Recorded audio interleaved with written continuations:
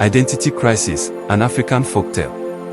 Once upon a time, in the vibrant village of Umuogo, nestled deep in the heart of the Niger Delta, there lived a community of proud people. Umuogo was known for its rich traditions, colorful festivals, and the wisdom of its elders. The villagers believed in unity and hard work, and every person had a role that defined who they were. The blacksmiths forged tools for the farmers, the fishermen brought food from the river, the storytellers preserved their history, and the elders served as the guiding voices of the community. Life in Umuogo was like a symphony where each person played a crucial part. One day, a strange traveler arrived in the village carrying a mysterious drum. This drum was unlike anything the villagers had ever seen. It shimmered in the sunlight and produced an eerie sound when played.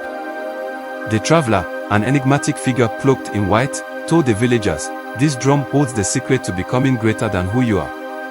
If you beat it, you will see a new version of yourself." The villagers, intrigued by the promise of transformation, began to gather around the drum one by one. The first to strike the drum was Obiora, the blacksmith, who had grown tired of his work. When he struck it, a mist enveloped him, and when it cleared, he had forgotten he was a blacksmith. He walked out of his forge and declared, "I am not meant to toy with fire and metal. Perhaps I am a farmer." Next was Ada, the village storyteller. She struck the drum and emerged from the mist, saying, "Why should I waste my time with tales? Perhaps I am a warrior meant to lead battles." One by one, the villagers struck the drum, and each time, the mist erased a part of their identity.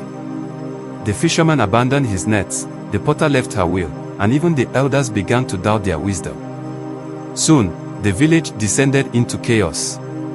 With no blacksmith to forge tools, no farmers to till the land, and no storytellers to keep their history alive, Umuogo lost its harmony.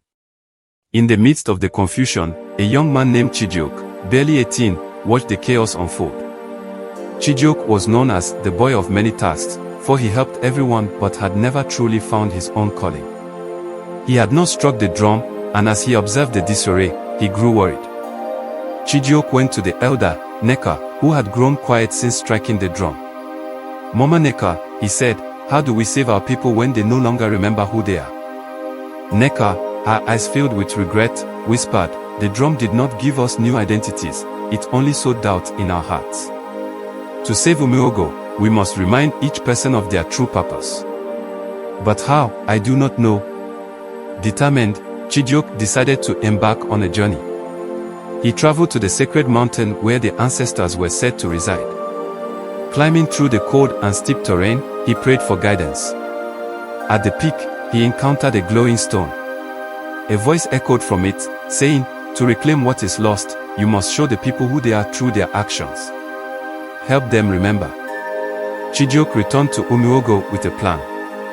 He began by approaching Obiora, the blacksmith.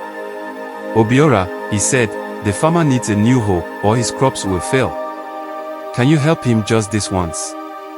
Reluctantly, Obiora picked up his tools and began to forge. As the sparks flew and the metal took shape, memories of his craft returned.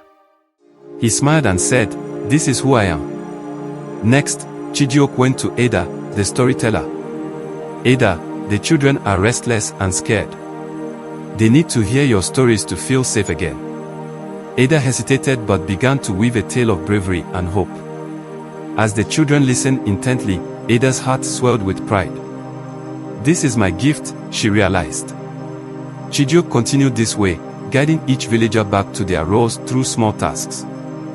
The fisherman was reminded of the joy of casting his net, the potter of the beauty in her creations, and the elders of the wisdom they had to share.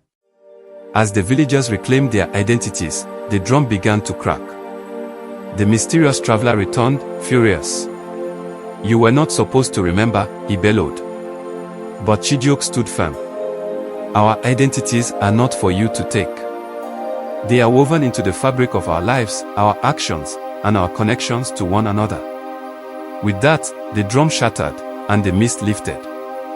The villagers cheered for Chijioke, who had saved Umuogo from losing itself.